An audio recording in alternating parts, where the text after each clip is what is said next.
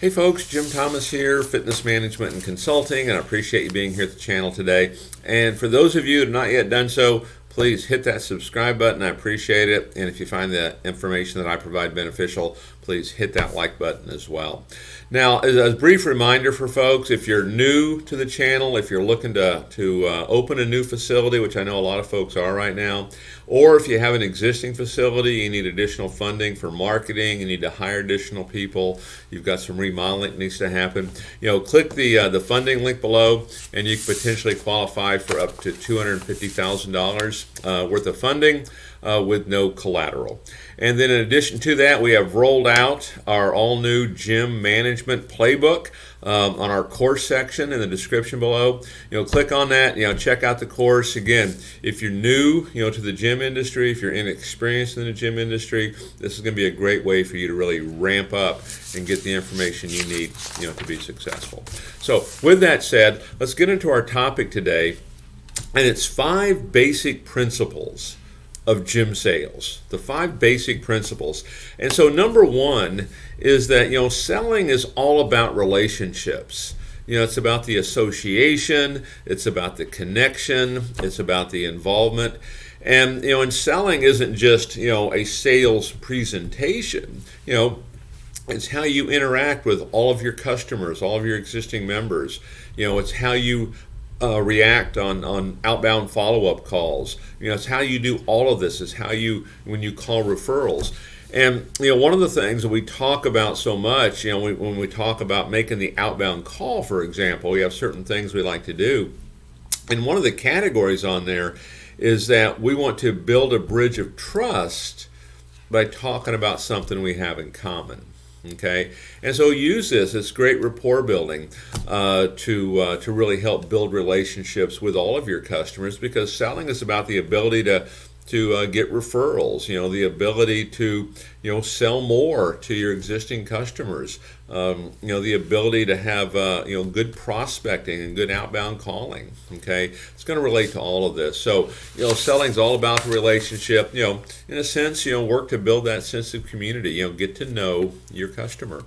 Number 2, the sale is not about the gym. That's a big mistake folks make. The sale is not about the gym. It's about your customer's problem. And what we want to stay focused on is solving their problem, not showing off features and facility. Stay focused on solving their problem. The core definition of selling, as we put it out to you, is that it's about solving problems, providing solutions. You do this, good things are going to happen. They're going to get the results they're looking for. You're going to get your new customer. Okay, let's don't put one ahead of the other. So the sale, it's not about the gym. It's about solving the customer's problem. Number 3 is that price and value go hand in hand. Price and value go hand in hand. And so a couple things you want to think about here. Okay, when value exceeds price, people will buy. When value exceeds price, people will buy. I mean, there's plenty of gyms out there that charge $100, $150, $200 a month. People buy, and they buy frequently. Why? Because value exceeds price. What's the value? Well, they're getting their problem solved, they're getting solutions, they're getting results. That's what it is. And one of the things that I've always felt was a true thing, and we teach this a lot, is when you're in the sale and the customer is basically saying no. In other words, they're not going to buy, right now anyway, and they're giving you reasons. It could be spouse, or think about it, or check other clubs. But essentially, when a customer says no, what they're really saying is, based on what you want to charge me, I don't think it's worth it. Okay, so what that means is we didn't do a very good job in most cases of really building that value of this, because if they truly saw how they could solve their problem, they're going to have a different result. So understand that price and value are going to go hand in hand. Number 4, and this is about as real as it gets here. Number 4, there is no sale unless you can close it. There is no sale unless you can close it.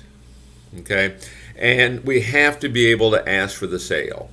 And the way I like to look at this is that what we want to have is decent boldness. When it comes to asking for the sale, we want decent boldness. Here's what I mean by this. Decent. We want to be friendly.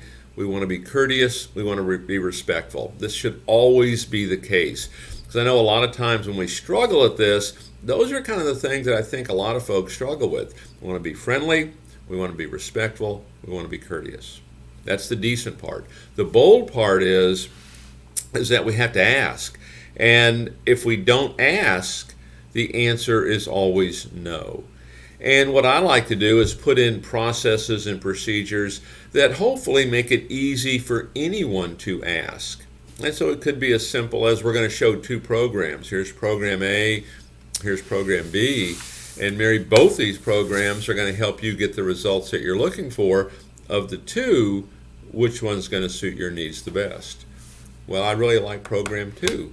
Mary, fantastic. May I be the first one to welcome you to the gym? Okay, that can be an easy way, for a lot of folks to ask for the sale. Okay, so because there is no sale unless you can close it, you're going to have to ask. Okay, and think about decent boldness as maybe that strategy for that. And then finally, number 5, those who listen win. One of the big mistakes we see, so often in the sales process is we have a tendency to go on autopilot, and it's talk, talk, talk, tell, tell, tell, and we're going to show off all the features, all the equipment, everything we've got, talk about all of our credentials, and at the end of the day, really what we want to be doing is we want to be asking questions, because when we ask questions, we can now listen. We can take notes on what the customer has to say, and now we can properly direct them on the best way to get the results they're looking for. And it's one of the reasons, that I still like that the paper needs analysis when I'm taking someone through, because the easiest way to get out of the habit of talk, talk, talk, tell, tell, tell is make sure we're always taking notes when we're on the tour. And the only way you can take notes is if you're asking questions. Okay, if you're talking all the time, you can't do it. And so this is a great little strategy to make sure we're doing that. And then in addition to that, it's going to help you, better serve your customer. If they don't, get started today, it's going to give you a better chance on follow-up and things of that nature. So a lot of good things can potentially come from that. So 5 basic principles. Take a look at them. Where are you at on each one of those? What can you do, to improve your sales immediately? Folks, my name is Jim Thomas. My company is Fitness Management and Consulting. Appreciate you being here at the channel today, and we'll look forward to seeing you all at that next video.